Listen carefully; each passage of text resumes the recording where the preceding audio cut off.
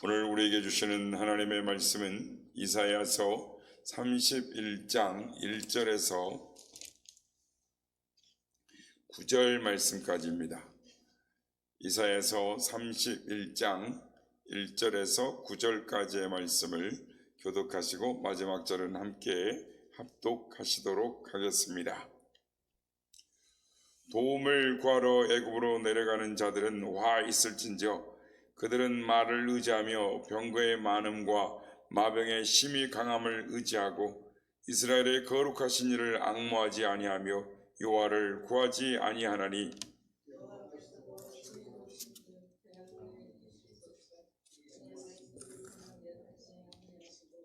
일어나사 악행하는 자들의 집을 지시며 행악을 돕는 자들을 지시리니 애굽은 사람이요 신이 아니며 그들의 말은 육체요 영이 아니라 여호와께서 그의 손을 펴시면 돕는 자도 넘어지며 도움을 받는 자도 엎드러져서 다 함께 멸망하리라. 여호와께서 이같이 내게 이르시되 큰 사자나 젊은 사자가 자기의 먹이를 움키고 으르렁거릴 때에 그것을 치려고 여러 목자를 불러왔다 할지라도 그것이 그들의 소리로 말미암아 놀라지 아니할 것이요 그들의 떠들므로 말미암아 굴복하지 아니할 것이라. 이와 같이 나 만군의 여호와가 강림하여 시온산과 그 언덕에서 싸울 것이라. 새가 날개치며 그 새끼를 보호함같이 나 만군의 여호와가 예루살렘을 보호할 것이라. 그것을 호위하며 건지며 뛰어넘어 구원하리라 하셨느니라. 이스라엘 자손들아 너희는 심히 거역하던 자에게로 돌아오라. 너희가 자기 손으로 만들어 범죄한 은우상 금우상을 그날에는 각 사람이 던져버릴 것이며 아수르는 칼에 엎드러질 것이나 사람의 칼로 말미암이 아니겠고 칼에 삼켜질 것이나 사람의 칼로 말미암은 것이 아닐 것이며 그는 칼 앞에서 도망할 것이요 그의 장정들은 복역하는 자가 될 것이라. 다같이요 그의 반석은 두려움으로 말미암아 물러가겠고 그의 고관들은 기치로 말미암아 놀라리라. 이는 여호와의 말씀이라. 여호와의 불은 시온에 있고 여호와의 불문은 예루살렘에 있느니라. 아멘. 할렐루야. 오늘도 우리 예배 가운데 함께 하신 주님을 찬양합니다. 그리고 새벽을 깨워 기도의 향연에 나오신 모든 성도님들께 하나님의 은혜와 평강이 함께 하시기를 기원드립니다. 오늘 본문인 31장은 어제 살펴본 이사야서 30장의 내용과 이 구성이 비슷합니다.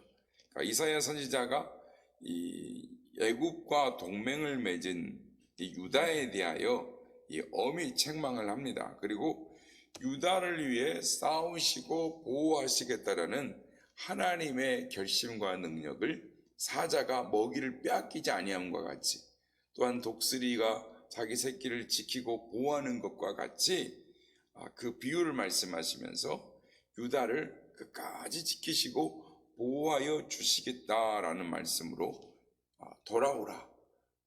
애굽을 버리고 돌아오라. 너의 심히 악하게 행하던 자에게 돌아오라. 이러면서 하나님이 돌아오라라고 말씀을 하십니다. 그래서 이 성경에 보면 이 애굽과 이스라엘의 관계를 하나님과 우리와의 관계로서의 표현을 하면서 이 관련지어서 이렇게 애굽을 이야기를 하는 것입니다. 그래서 신앙적인 관점에서 이 하나님과 이스라엘 그리고 그 사이에 꼭 애굽이 끼는 것입니다. 그래서 애굽이 성경에 보면 창세기에서부터 계속 애굽이라는 존재가 신약의 예수님의 시대까지 애굽 계속 애굽이 등장합니다. 그래서 여러분 이스라엘이라는 나라는 어떤 나라입니까? 하나님께서 일방적으로 아브라함을 갈대아의 우르에서 불러내어서 하나님의 말씀에 지시하는 순종해서 가나안 땅으로 감으로 말미암아 그리 가면 내가 너를 복을 주리라. 복의 통로가 되게 하리라 하시면서 세워진 나라가 바로 이스라엘인 것입니다.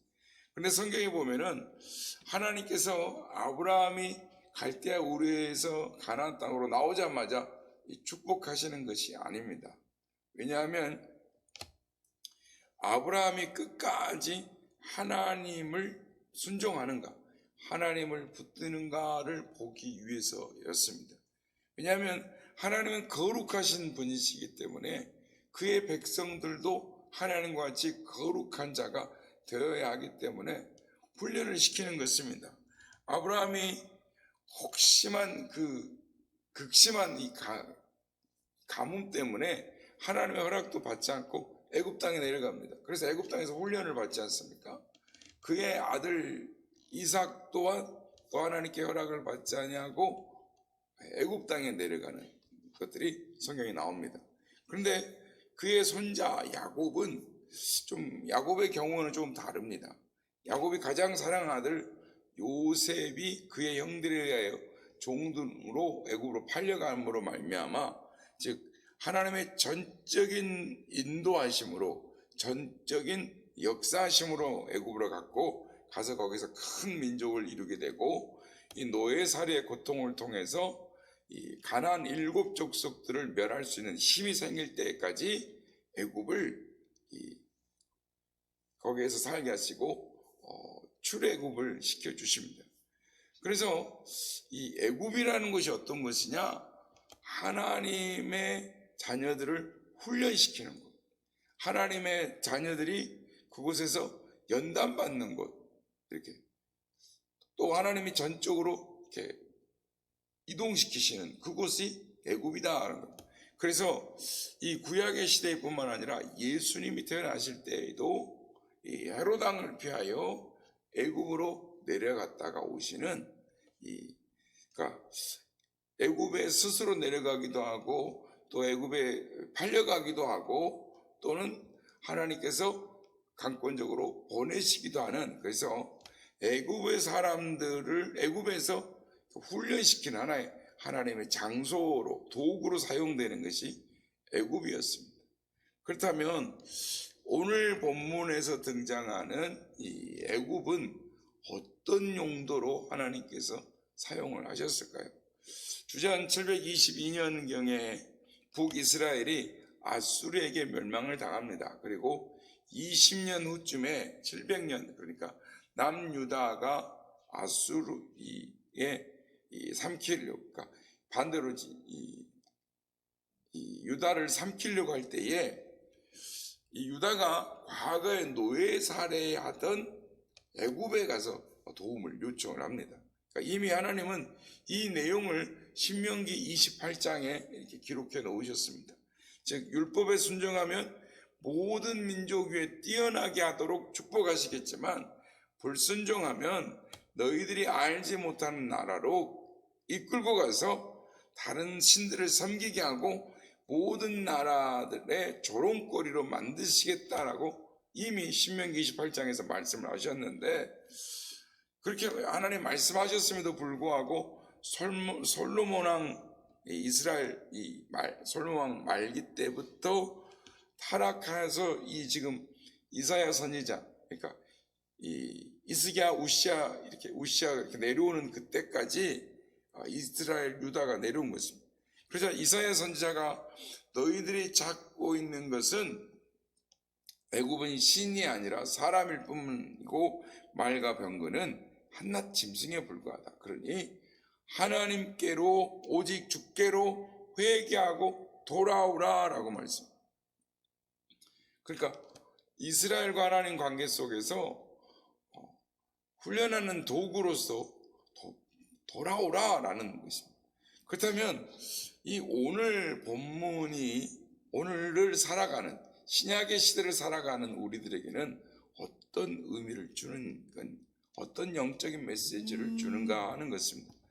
성경에는 이 애굽은 하나님을 대적하는 사단의 모습으로 비유를 하는데, 이 애굽을 의미하는 것을 세 가지로 우리가 오늘날에서 볼 수가 있습니다. 그러니까 첫째는 물질의 부유함이다라고 말할 수가 있습니다. 그러니까 오늘날 모든 것을 돈으로 해결하려고 하는 것은 이 애굽을 의지하는 것입니다. 그러니까 공부하고 직장을 다니고 결혼을 하고 하는 모든 것들을 돈과 연결시켜서 말하는 것, 그것이 오늘날 현실이죠. 사실 자라나는 아이들, 청소년들이 한번 물어보면 왜 사니? 그럼 그들 입에서 나오는 것은 다 돈 벌려고 돈과 연결된 것을 우리가 보게 되는 것입니다. 그래서 이 하나님과의 관계, 애굽 이 관계를 하나님 사이에 끼는 게 뭐냐? 오늘날은 애굽 그러면은 이 물질적인 이 부유를 말할 수가 있습니다. 그러므로 우리가 어른들이 먼저 회개하고 기도해야 될 것입니다. 둘째는 이 육체적인 이 영적 타락입니다. 그러니까 문명과 기술의 발달이 육체적인 타락을 갖고 오고 이것이 곧바로 영적인 타락으로 이어지는 시대가 되었습니다. 그래서 휴대폰과 인터넷 그리고 TV를 통해서 편리함을 가져왔지만 결국은 이 쏟아지는 이 타락의 그 유혹의 글들을 벗어날 수가 없게 되었습니다. 그래서 참으로 이 생활에 편리함을 주면서도 한편으로는 타락과 음란의 도구가 되고 있다라는 것입니다. 그리고 셋째로는 이 애굽이 뭐냐? 예전에 이 노예되었던, 그러니까 즉 예전에 나쁜 습관, 예전의 삶에 돌아가는. 그러니까 우리나라의 기독교인들 예를 들면은 예배 일주일에 몇 번씩 드립니까? 많이 드립니다. 세계적이죠. 외국 같은 경우는 새벽기도도 없는 데도 있습니다. 수요예배도 없습니다. 딱 주일 예배 한 번만 드리는 데도 있어요. 많아봐야 수요예배 한 번 중간에 성경 공부 스타일로 하는 뭐 이렇게 모여서 하는 정도지 우리처럼 이렇게 예배가 많은 나라도 또 없습니다. 한국 선교사들이 가는 곳만 이제 새벽기도 세우고 우리 한국식으로 하는데 11조도 그렇고 찬양도 그렇고 기도 새벽기도도 그렇고 세계 최고입니다. 그런데 하나님의 예배드리는 게 많으면 어떻게 해야 됩니까? 행복하다 이렇게 이야기해야 되는데 OECD, 그러니까 작년 3월에 보면은 OECD 국가 중에 이 행복 지수가 57입니다. 그만큼 이 옛날의 과거의 습관에서 벗어나지 못하고 있어요. 그래서 말하는 거 보면 우리도 뭐라고 말합니까? 아이고 죽겠다, 미치겠다, 또는 좀 말이 좀 심한 사람들은 빌어먹을 이런 말들, 안 좋은 부정적인 말들을 이 저주와 불만은 표하는 그 말들이 훨씬 많습니다. 그 말대로 다니까 잘 안 되는, 행복하지 않다라고 말합니다. 그런데 그리스도인의 교회에서 무슨 말 합니까? 주여라든지 하나님, 사랑, 축복, 섬김, 봉사, 헌신, 찬양, 온유, 인내, 좋은 말들은 정말 많이 하죠. 그러니까 교회에서 그런 말들을 쓰지만 밖으로 딱 나오는 순간 어떻게 됩니까? 이 습관에서 완전히 벗어나지 못함으로 말미암아 무늬만 기독교인 경우가 많습니다. 경건의 모양은 있으나 경건의 능력은 부인한 자와 같은 삶을 살아가는 것. 즉 오늘날의 이 애굽이 무엇이냐 할 때 대표적인 것을 본다면 이 물질의 부유, 육체적 영적 타락, 그리고 또한 습관, 세상에 살던 습관들을 버리지 못하는 것이다 라고 대표적으로 꼬집을 수가 있습니다. 그렇습니다. 하나님은 오늘 말씀을 통해서 뭐라고 말씀하시냐면 이스라엘을 위하여, 우리를 위하여 지키고 보호할 텐데 애굽을 의지하지 말고 돌아오라는 것은 하나님만을 의지하라, 애굽을 버리라라고 말씀을 하시는 것입니다. 애굽을 찾지 말고 말과 병거를 의지하지 말고 오직 하나님께로 돌아오라. 그래서 시편 146편에 보면 방백을 의지하지 말며 도울 흠이 없는 인생도 의지하지 말라라고 말씀을 하시는 것입니다. 우리의 도움은 오직 여호와께 있는 것입니다. 그래서 여러분, 그래서 오늘 하나님은 오늘도 애굽을 버리고 돌아오라라고 말씀하니, 그렇다면 오늘 우리가 의지하는 애굽은 무엇입니까? 우리는 무엇을 의지하는 경향이 있습니까? 하나님을 믿는다라고 하면서도 순간적으로 애굽을 의지할 때가 있지 않습니까?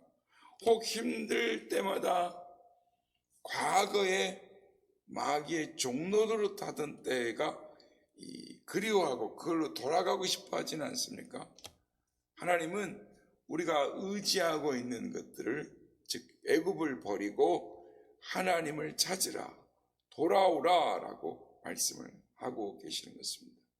오늘 보면 4절 5절 말씀 우리 함께 같이 읽고 말씀을 마치려고 하는데요, 오늘 보면 31장 4절 5절 말씀 같이 한 목소리로 합독하도록 하겠습니다. 시작. 여호와께서 이같이 내게 이르시되 큰 사자나 젊은 사자가 자기의 먹이를 움키고 으르렁거릴 때에 그것을 치려고 여러 목자를 불러왔다 할지라도 그것이 그들의 소리로 말미암아 놀라지 아니할 것이요 그들의 떠듦으로 말미암아 굴복하지 아니할 것이라. 이와 같이 나 만군의 여호와가 강림하여 시온산과 그 언덕에서 싸울 것이라. 새가 날개치며 그 새끼를 보호함같이 나 만군의 여호와가 예루살렘을 보호할 것이라. 그것을 호위하며 건지며 뛰어넘어 구원하리라 하셨느니라. 아멘. 하나님은 우리를 사자와 같이 지키시는 분입니다. 독수리가 새끼를 보호하며 지키듯이 지키고 훈련시키는 분이십니다.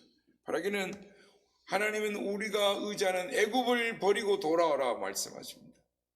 우리가 의지하는 것들을 버리고 오직 우리의 힘이 되시고 우리의 보호자가 되시고 우리의 능력이 되시는 그 하나님께로 돌이킴으로 말미암아 하나님이 주시는 놀라운 축복과 은혜의 주인공들이 다 되시기를 예수님의 이름으로 축복합니다.